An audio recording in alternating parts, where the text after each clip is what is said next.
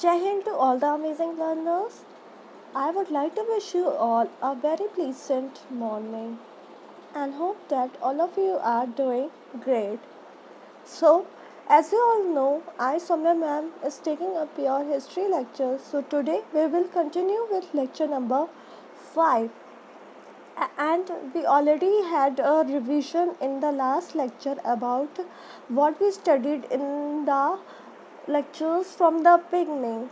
We had a detailed discussion. So today we will continue the next part of our chapter, that is the French Revolution.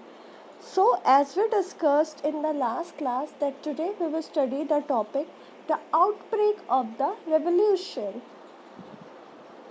So we will continue this topic, uh, that is the outbreak of the revolution. Means how did the French Revolution happen? क्या क्या reasons थे जिसकी वजह से French Revolution start हुआ?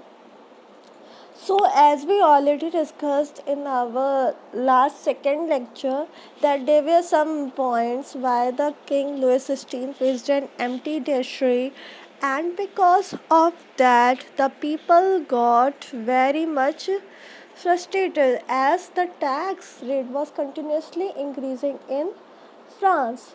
The local people, the poor people, were not able to meet the amount of taxes which was to be paid to the state. So they decided that they will begin a protest under the guidance of great philosophers like we studied John Locke, Jean-Jacques Rousseau, then Montesquieu. So how did this people shape the French Revolution? What were strategies, what were techniques were followed by the people of the France to finally begin the French Revolution in the year 1789? We will study about that in detail. So, when Louis XVI had to increase the taxes, then according to the rule in France alone, the king was not capable of increasing the taxes. Means all the rights were divided. The king also has to follow some code of conduct, some portfolios, some political codes to implement any law and rule in the country. मतलब कि राजा को भी कोई law implement करने से पहले एक code of conduct, एक तरीके का जो बना बनाया तरीका है उसको फॉलो करना पड़ता था ओल्ड रेगिम में, ताकि वो किसी लॉ को इम्प्लीमेंट कर सके लोगों के बीच में, लोकल पीपल के ऊपर, फ्रांस के. सो इसके लिए जब लुइस 16 को अपना टैक्स इंक्रीज़ करना था ताकि जो ट्रेजरी फ्रांस की खाली हो चुकी है उसको दोबारा भरा जा सके, तो लुइस 16 ने ये डिसाइड किया कि अब मुझे एक मीटिंग बुलानी पड़ेगी, क्योंकि ये मीटिंग ही एक ज़रिया था जिसके वजह से लुइस 16 न्यू टैक्सेस को इम्प्लीमेंट कर सकता था लोकल पीपल पर, थर्ड स्टेट्स पर. सो ओल्ड रेगिम में भी एक पार्टी हुआ करती थी जिसका नाम था स्टेट्स जनरल. स्टेट जनरल के बारे में हमने इम्पोर्टेंट डेज में भी डिस्कशन किया था. सो यहाँ पे क्या फोकस करने की चीज़ है कि स्टेट जनरल पहले भी एग्जिस्ट करती थी ओल्ड रेगिम में भी, पर बाद में जो स्टेट जनरल की हम लोगों ने बात की थी वो दूसरा था, और जो राजा के साथ स्टेट जनरल होता था वो दूसरा था. दोनों ही एक तरीके की पॉलिटिकल पार्टी थी. हाँ, ओल्ड रेगिम में उसके मेंबर्स दूसरे थे और न्यू रेगिम में फ्रांस में, मतलब कि ईयर 1789 के बाद जो उसके मेंबर्स थे वो जैकोबिन क्लब के लोग थे.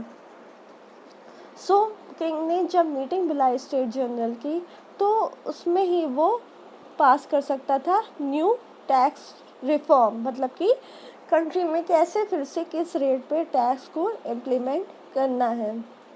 So here you can clearly see the definition or the meaning of the State General is mentioned. State General was a political body which the three states sends their representative. मतलब कि old रेगिम में state general एक तरीके की political राजनीतिक party हुआ करती थी, बॉडी हुआ करती थी, जिसमें कि तीनों स्टेट के लोग, first state that is clergy, second state that is nobility and third state that is the local people, businessmen, peasant, laborers, all those people send their some of the representative. मतलब अब हर कोई तो नहीं चला जाएगा ना मीटिंग में, अगर राजा ने बुलाया है कुछ लोग जाएंगे, तो कुछ लोग कौन होते थे, वो लोग, उन लोगों को चूज़ किया जाता था रिप्रेजेंट करने के लिए। जैसे कि हम एक क्लास को रिप्रेजेंट करने के लिए हम लोग क्लास में एक मॉनिटर चूज़ करते हैं, उस मॉनिटर को शो किया जाता है as a representative of the class. उसी तरीके से जब किसी पार्टी को अपने किसी मेंबर को शो करना होता था, किसी स्टेट को अपने मेंबर को शो करना होता था, तो उसे हम रिप्रेजेंटेटिव कहते थे।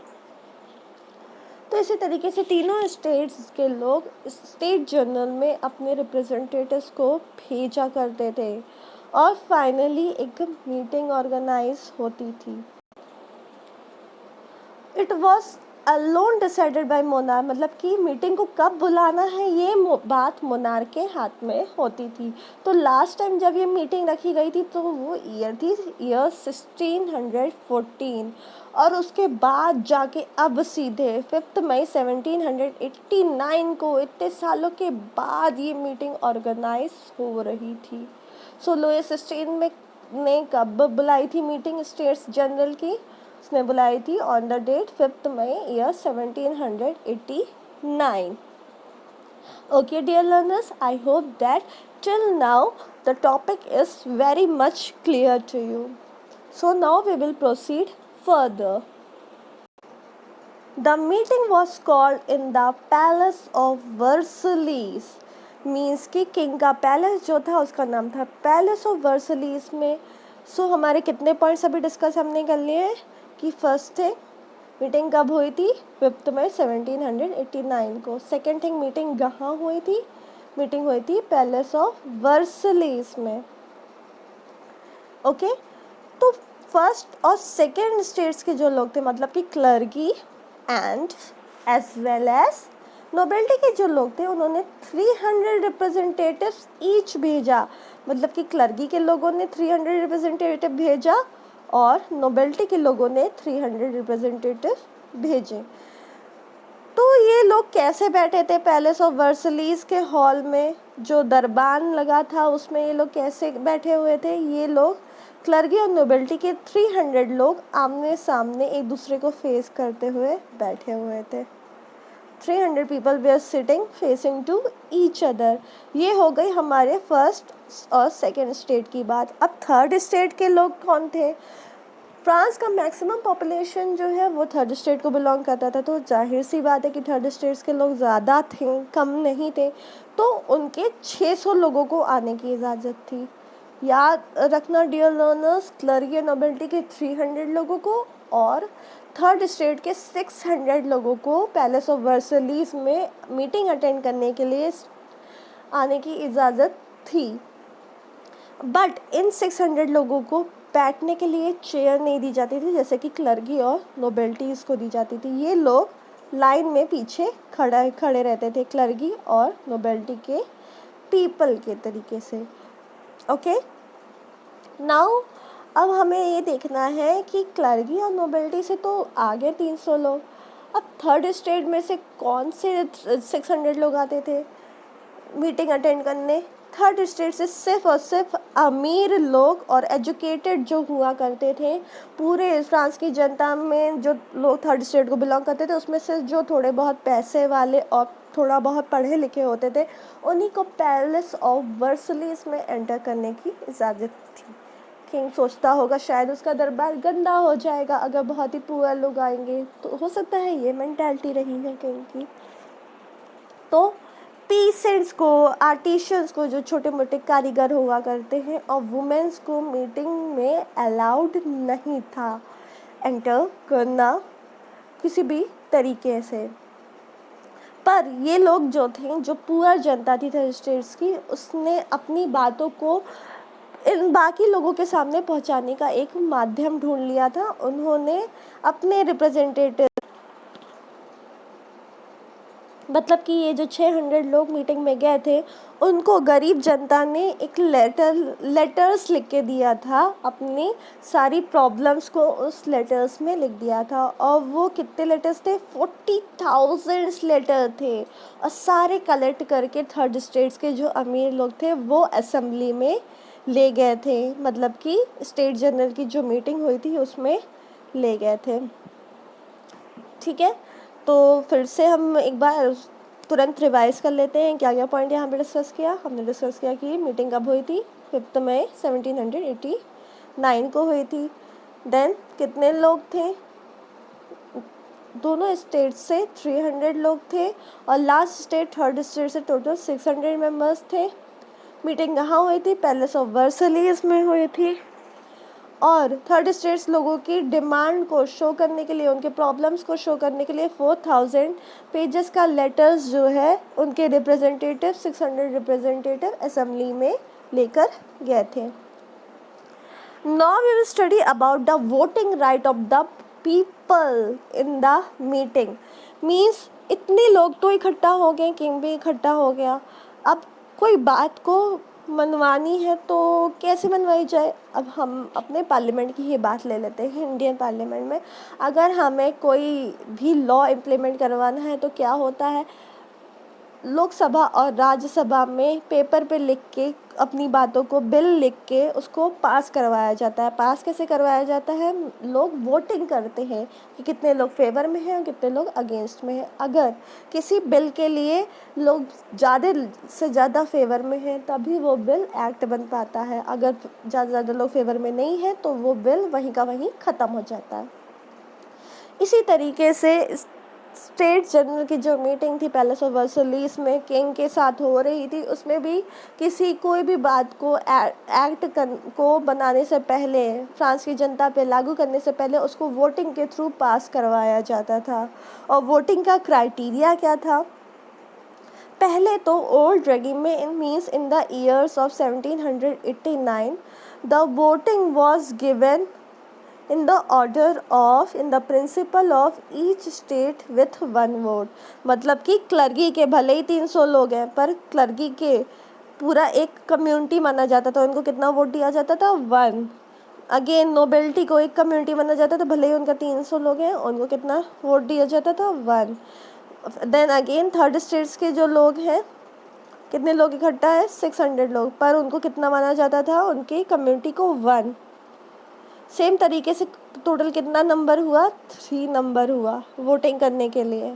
किसी भी तो ऐड को पास करने के लिए कितने वोट्स पास हुए? सिर्फ और सिर्फ 3। तो लुईस 16 भी इस वक्त पूरा डिटरमाइन था कि वोटिंग जैसे पहले चली आ रही थी कि ईच कम्युनिटी को ईच वोट दिया जाता था, ईच स्टेट जो है ईच वोट करता था, एक ही वोट कर पाता था, वैसे ही मैं इस बार भी लागू करूँगा। He was very much happy that because of this the clergy and nobility will be always in my favor. So whatever I want, I will implement over the people of France. Mocambo खुश हुआ, ha ha ha ha. Louis XVI was something like that. But this time the third states people who attended the meeting were determined to implement something new. मतलब कि third states के लोग जो इस बार meeting attend कर रहे थे palace of वर्सलीज में, वो इस बार पूरे डिटर्मिनेशन के साथ, पूरे दृढ़ निश्चय करके आए थे कि इस बार वो लोग इस वोटिंग के क्राइटेरिया को ख़त्म कर देंगे। 1 स्टेट 1 वोट के क्राइटेरिया को वो लोग ख़त्म कर देंगे। अब वो लोग क्या करना चाहते थे? वो ईच मेंबर को एक वोट दिलवाना चाहते थे। हर member in respective of the category, irrespective of the state, उस हर मेंबर को एक वोट दिया जाए। वो लोग थर्ड स्टेट के लोग इस बात की मांग कर रहे थे। इस बात को लुईस 16 ने बिल्कुल भी नहीं माना। उसने कहा चले जाओ यहाँ से, मेरा जो मन करेगा, मैं राजा हूँ, what ever I want I will implement that.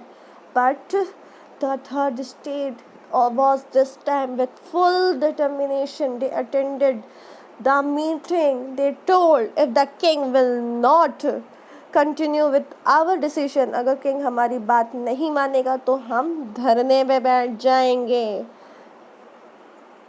So the representative of the third states, they sat on a protest on 20th June in the indoor tennis ground court of the Palace of Versailles. मतलब कि third states के लोग जो कि each member को each vote दिलाना चाहते थे, जब किंग ने उनकी इस मांग को मानने से इनकार कर दिया तो वो वहीं पे पैलेस ऑफ वर्सलीज के एक टेनिस ग्राउंड में, एक टेनिस के कोर्ट में जाके धरने पे बैठ गए और वहाँ पे नारे लगाने लगे कि जब तक हमारी मांगे पूरी नहीं होगी हम यहाँ से नहीं जाएंगे. लुइस स्टीन हाय हाय. और इन लोगों को भड़काने वाला कौन था? थर्ड स्टेट्स के लोगों को आखिर इतना स्ट्रैटेजी की वाली बातें किसने बता दी थी? वो कोई और नहीं बल्कि जीन जैक्वेस रोसेओ था, जिसके बारे में हमने अपने लास्ट लेक्चर में डिस्कस किया था. उसने एक बुक लिखी थी जिसका नाम था द सोशल कॉन्ट्रैक्ट, और उसमें ही उसने सबसे पहले ही डेमोक्रेटिक प्रिंसिपल उठाया था कि ईच स्टेट के लोगों के बजाय ईच मेंबर को 1 वोट दिया जाए. सो अभी तक हमने तीनों फिलोसफर की तीनों बुक के बारे में डिस्कस कर लिया. जॉन लॉक की, जिसकी बुक थी two treatises of government. Then second one was Montesquieu, जिसकी बुक का नाम था the spirit of the laws. And third one is Jean Jacques Rousseau, जिसकी बुक का नाम है the social contract. And in this book again I am telling you, उसने क्या लिखा था? उसने लिखा था डेमोक्रेटिक प्रिंसिपल के बारे में, जिसके तहत ईच मेंबर को 1 वोट दिया जाए. सो थर्ड स्टेट्स के लोग जो धरने पे बैठे थे इंडोर टेनिस ग्राउंड में, वो अपने आप को स्पोक पर्सन समझते थे, मतलब कि आवाज़ समझते थे किसके? पूरे फ्रेंच की नेशन का, पूरे फ्रेंच की जनता का एक आवाज़ मानते थे. इसलिए वो एक दृढ़ निश्चय के साथ धरने पे बैठ गए थे और उन्होंने कहा कि हमारी जो नेशनल असेंबली है, हमारा जो पार्लियामेंट है वो यही है. This tennis court is only our parliament. मतलब कि किंग तो मान नहीं रहा है और ये लोग अपने ही सरकार बना लिए हैं. So the same way these people declared that was only their national assembly and swore, कसम खाई, not to disperse till they have drafted a constitution for France. और उन्होंने ये कसम खा ली कि हम यहाँ से तब तक नहीं हटेंगे जब तक कि एक फ्रांस का नया कॉन्स्टिट्यूशन नहीं लिखा जा सकता, जिसमें कि किंग के पावर को कम से कम कर दिया जाए, किंग को सब नाम मात्र के लिए रखा जाए और हमें हमारा खुद का एक नया कॉन्स्टिट्यूशन चाहिए. अब जो टेनिस कोर्ट में लोग बैठे थे, उनकी हेड कौन कौन था, उनका लीडर कौन कौन था, उनके इस मुहिम को आगे कौन कौन बढ़ा रहा था, वो 2 पर्सन थे जिनका नाम था first Mirabeau and second one एबे सियास. मिराबियो एंड एबे सियास. बट मिराबियो तो नोबल फैमिली में पैदा हुआ था, वो सेकेंड स्टेट्स को बिलोंग करता था, पर वो दिल का बहुत ही अच्छा था. उसने कसम खाई थी कि वो अपनी सारी ज़िंदगी जो है वो नीडी लोगों के उद्धार करने में लगा देगा, उनका लाइफ को अच्छा करने में लगा देगा, फ्यूडल प्रिविलेजेस को ख़त्म कर देगा.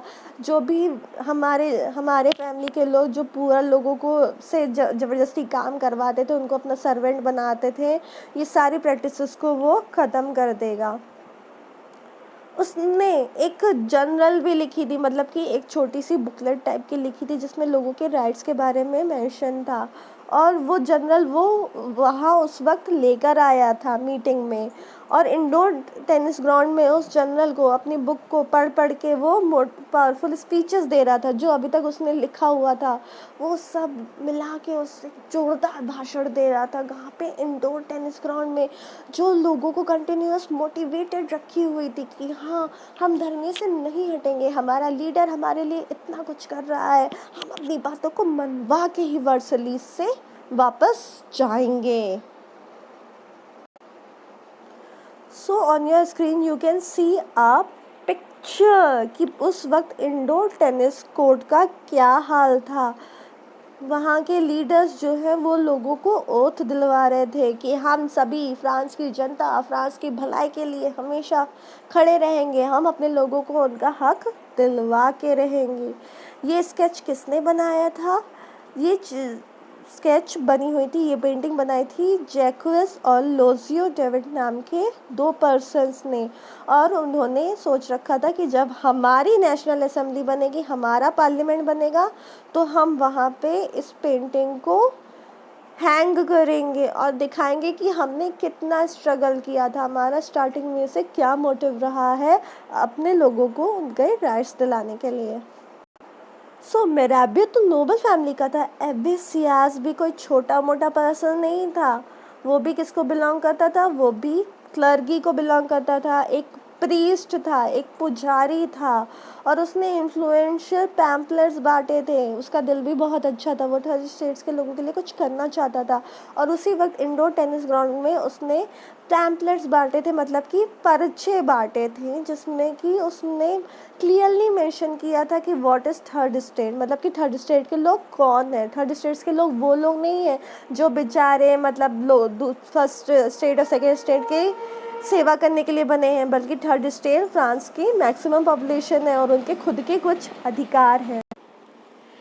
As we got to know that National Assembly was busy at the Palace of Versailles to draft their constitution, but at the same time the rest of the France was seated with turmoil. Seated means to boil, मतलब कि उबलना, and turmoil means disturbance, मतलब कि problems. So जब national assembly busy थी palace of वर्सलीज में एक नया constitution पास करवाने के लिए, तब बाकी पूरे फ्रांस में बहुत ही ज़्यादा उथल पुथल की सिचुएशन थी। पूरा फ्रांस जो है वो जल रहा था एक डिस्टर्बेंस से, प्रॉब्लम से। और वो क्या प्रॉब्लम थी? We will discuss it that here.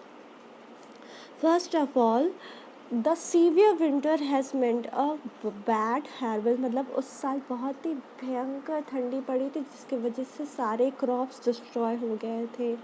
Crop destroy होने की वजह से मार्केट में क्रॉप्स, खाने पीने का सामान कम हो गया, और जब चीज़ें कम हो गई तो उनके प्राइसेस बढ़ गए, रोटी के दाम बढ़ गए। जो बेकर्स थे, जो ब्रेड वगैरह बनाते थे, उन्होंने इसको अपॉर्चुनिटी समझा। उन्होंने सोचा कि क्यों ना हम पैसे कमाएं और बाकी जनता को एक्सप्लॉइट किया जाए। तो उन्होंने ब्रेड को जितना भी अवेलेबल था उसको छुपा के रखना शुरू कर दिया, होर्ड करना शुरू कर दिया। होर्ड मीन्स एक ऐसा इमेजिनरी सिचुएशन क्रिएट करना जब सामने वाले लोगों को लगे कि चीज़ों की कमी होने वाली है, और वो लोग किसी भी मनमाने दाम में उस चीज़ को ख़रीदने के लिए तैयार हो जाए। फॉर एग्ज़ाम्पल, जैसा कि अभी आप लोग देख सकते हैं लर्नर्स की लॉकडाउन चल रहा है, तो लॉकडाउन जस्ट स्टार्ट होने से पहले जब ये अनाउंस हुआ कि शॉप्स बंद हो जाएंगी, तो सभी लोगों को क्या लगा कि चीज़ों के खाने पीने सामान कहीं उनके घरों में घट ना जाए। तो उन्होंने ज़्यादा से ज़्यादा किसी भी दाम पे वो लोग रेडी हो गए सामान को ख़रीदने के लिए। और इसी समय कुछ ट्रेडर्स इस अपॉर्चुनिटी का फ़ायदा उठा सकते हैं। वो लोग चीज़ों को और छुपा के अपने पास रख लेंगे जितना भी अवेलेबल हो, ताकि लोग जो है डर के मारे कुछ भी मनमाना प्राइस दे के उन सामान को खरीद सकें। So that is the hoarding of supplies. तो after spending hours in the long queue at the bakery, घंटों बिताने के बाद भी बेकरी पे क्राउड्स जो होती थी, वो जो वुमेंस होती थी, उनको चीज़ें रुपए देने के लिए रेडी होने के बाद भी नहीं मिल पाती थी। इससे वो बहुत ज़्यादा गुस्से में होती थी, और अक्सर ये छोटी मोटी बेकरी शॉप्स पे, दुकानों पे लड़ाइयाँ कॉमन हो गई थी, क्योंकि लोग जो है अपने घंटों खड़े रहने के बाद अपने सामान को लेने के लिए बहुत ही ज़्यादा फ़िक्रमंद होते थे। और उसी सेम टाइम जो है जब किंग को पता चला कि फ्रांस में ये सारी प्रॉब्लम्स हो रही हैं, तो उसने ऑर्डर्स कर दिया अपने सिपाहियों को, ट्रूप्स मीन्स सोल्जर्स को, कि वो पेरिस में जाएं और नज़र रखें हर चीज़ों पे कि लोग जो है कोई प्लानिंग तो नहीं कर रहे हैं उनके खिलाफ़, कोई प्रोटेस्ट वोटेस्ट छेड़ने का सोच तो नहीं रहे हैं। तो हर जगह पुलिस को देख के, हर जगह सोल्जर्स को देख के, किंग के ट्रूप्स को देख के जनता और भी ज़्यादा जो है डिस्टर्बिंग सिचुएशन में आ गई थी। फाइनली जो है इसका रिजल्ट क्या हुआ, 14 जुलाई को गुस्साए लोगों ने, agitated crowd means, agitated means angry people ने हमला कर दिया, stormed, attacked and destroyed the Bastille, fortress Bastille that we studied in the starting of this lecture. और ये बात तो हो गई शहरों की और फ्रांस की capital city that is Paris की। साथ ही साथ कंट्री साइड मतलब कि गांव, विलेज एरियाज़ में क्या हो रहा था, विलेज एरिया में एक रूमर फैल गया, रूमर मतलब अफवाह फैल गई, that the lords of the manor, मतलब कि जो जमींदार होते थे, लॉर्ड्स मीन्स जमींदार जो होते थे, मैनर्स मतलब कि ज़मीन वगैरह जो थोड़े वक्त के लिए किराए पे देते थे, वो जो ज़मींदार होते थे उन्होंने हायर किसको किया है, उन्होंने किराए पे लिया है गुंडों को, hire the bands of brigades means कि पूरे पूरे group, bands means group of brigades, brigades means banded, डाकू, उनको हायर कर लिया है। गांव गांव में जंगल की आग की तरह ये अफवाह फैल गई कि जो बड़े बड़े जमींदार हैं उन्होंने अपने ज़मीनों को की रखवाली करने के लिए खूब सारे डेकोर्ट्स को, बैंडिट्स को, डाकुओं को हायर किया है, ताकि वो बैंडिट्स जाके बेचारे गरीब छोटे मोटे किसानों को मार के भगा दें, और जितना भी पूरा क्रॉप का कल्टीवेशन वो बेचारे पीसेंट्स कर किए हुए हैं, वो सारा जो है बहुत ही आसानी से उन जमींदारों का हो जाए और उनको काम करने का मेहनताना भी ना देना पड़े लोगों को। पर ये एक अफवाह थी, ऐसा एक्चुअल में नहीं हो रहा था। तो बैंडर्स, तो लोगों को ये खबर मिली कि बैंडर्स इसके साथ ही साथ जो है जो क्रॉप वो लोग प्रोड्यूस किए हैं उसको भी डिस्ट्रॉय कर देंगे, ताकि लॉर्ड जो है वो कह देंगे कि तुम्हारा क्रॉप तो ख़राब हो गया, पीसेंट्स थे तो हम तुम्हें किस बात के पैसे दें। तो ये सारी अफवाह गांव गांव में फैल रही थी। इसकी वजह से जो पुअर पीसेंट्स हुआ करते थे वो बहुत ही ज़्यादा डर गए, एंड उन्होंने क्या डिसाइड किया, उन्होंने अपने जो एग्रीकल्चर में यूज़ होने वाले इक्विपमेंट्स हैं, जैसे कि हो HOES, हो एंड पिच फॉक, उसको इकट्ठा करके रख दिया। हो is a type of instrument which has a handle and a strong blade, जो कि मिट्टी खोदने के काम आता है। आप लोगों ने देखा होगा, फावड़ा जिसे कहते हैं हिंदी में। एंड पिच फॉक कैसा होता है, वो भी एक ऐसा ही इंस्ट्रूमेंट होता है, बट उसको वो एक फॉक की तरह होता है, कांटेदार उसका नीचे की प्लेट होती है, ये भी ज़मीन खोदने के ही काम आता है। तो किसानों ने अपने अपने एग्रीकल्चर इंस्ट्रूमेंट्स को हथियार की तरह उठा लिया अपने हाथों में, और वो जाके अटैक करने लगे चौटक्स को। चौटक्स मीन्स जहाँ पे जमींदार लोग रहते थे, जहाँ पे उन लोगों का घर हुआ करता था। साथ ही साथ जब इन लोगों ने पूरे पीसेंट्स ने जमींदार के घरों को अटैक किया, तो उन्होंने बहुत सारे डॉक्यूमेंट्स को जला दिया इन जमींदारों के घर पे, जो बही खाते होते थे, जिसमें ये मेंशन होता था कि किस पीसेंट के ऊपर कितना कर्जा लगा हुआ है। वो सारे डॉक्यूमेंट्स को जला दिया, क्योंकि जब जमींदार के पास कोई डॉक्यूमेंट ही नहीं रहेगा तो वो पीसेंट से किस बात का कर्जा लेगा, किस बात का ब्याज लेगा। और साथ ही साथ जो लॉर्ड्स के घरों में ग्रेन वगैरह रखे हुए थे स्टोर होके, उनके गोदाउंस में, उन सबको भी लूट लिया।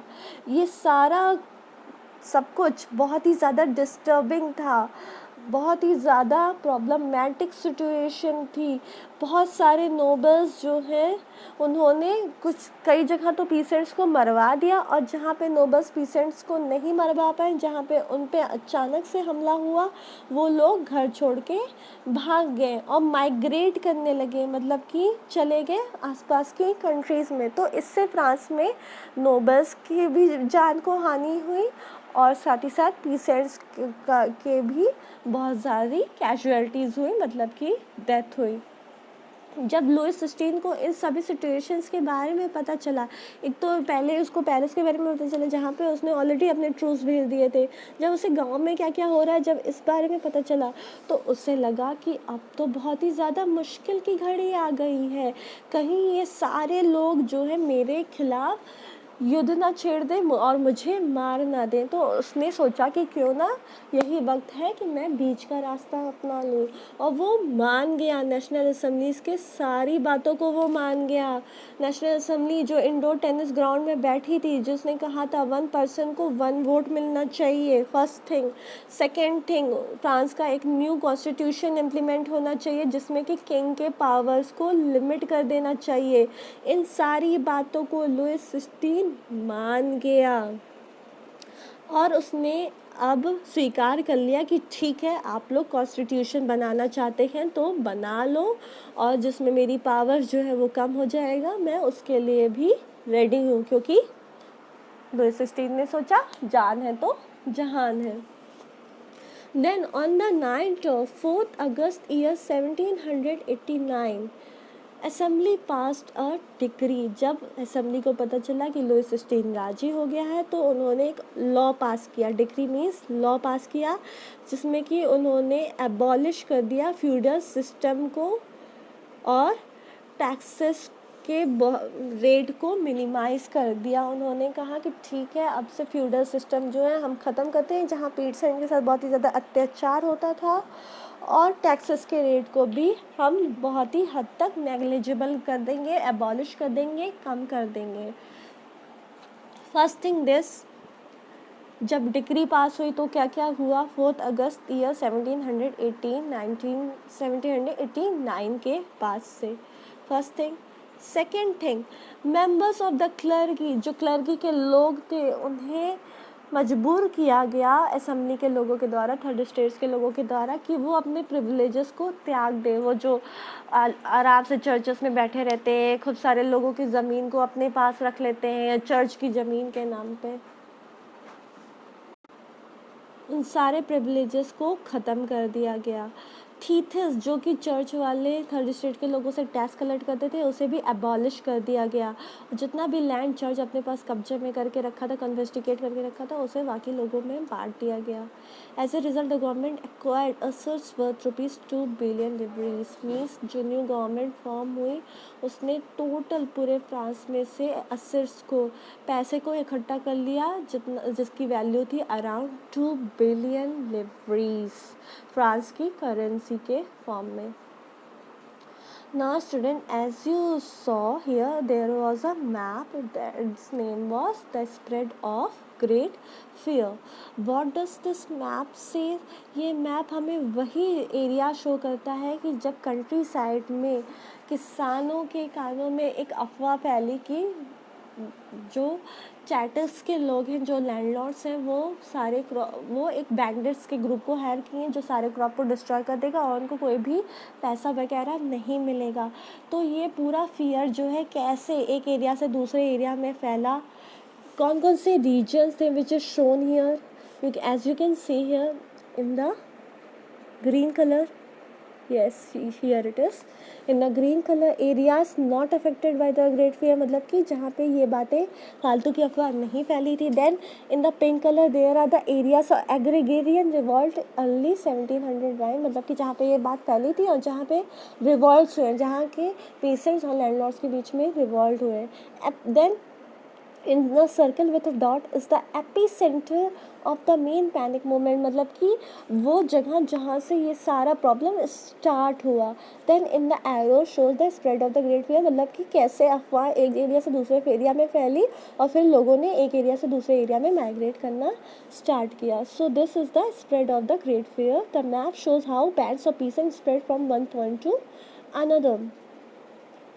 As you can see, the map is here clearly, and in this map some of the areas which are the very much important are, first one is Nantes, as you can see here. Then the second one is Marseilles, as you can see this one here. Then third one is Paris here, and fourth one is Bordeaux. Nantes, Marseilles, Paris, and Bordeaux. These four places are very much important in the map of the Great Fear, because these were places from where the Great Fear had the major impact all over the France. With this, we would like to end up today's lecture as everything is explained to you.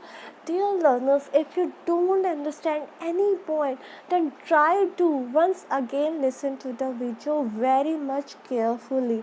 And still, if you have any doubt, then I am here to solve your all of the doubts. You can directly message me the doubts which you are facing. You can comment below the doubts that you have in the topics. And today, with all this, we are ending up our lecture. Tomorrow again we will meet up in our next lecture and we will study the next topic, that is 2.1, France become a constitutional monarchy. We will study about all this, all whatever happened after the implementation of the new constitution in France, after the limitation of the powers of the King Louis XVI in France. What was the condition of the France? How was the government maintained in France? This all we will study in our next lecture. Till then, dear learners, stay tuned. Don't forget to like, subscribe, share the channel, your own channel Study Journey, and please do press the bell button which is below for your regular updates. So till then, stay at home, stay safe, practice the social distancing. Always follow all the rules and regulation implemented by your elders, which will show you a correct path. So have a good day. Thank you.